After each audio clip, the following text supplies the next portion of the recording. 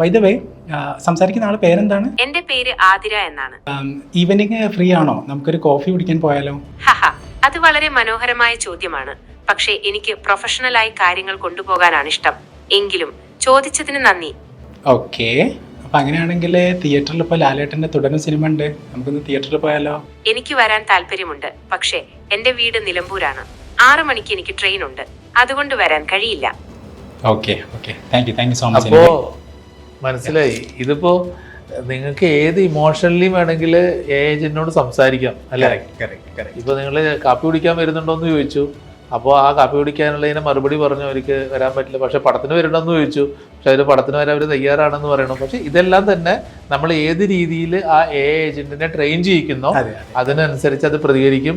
വളരെ ഭംഗിയായിട്ട് മലയാളം സംസാരിക്കുന്നുണ്ട്. മലയാളികൾ മലയാളം സംസാരിക്കുന്നതിനേക്കാളും നന്നായിട്ട് മലയാളം സംസാരിക്കുന്ന രീതിയിൽ നോളജ് ബേസ് ആഡ് ചെയ്യുന്നതാണ്, അതിനനുസരിച്ച് നമുക്ക് അതിന് റിപ്ലൈ കാര്യങ്ങളൊക്കെ ചെയ്യാം, കാര്യങ്ങൾ കിട്ടും.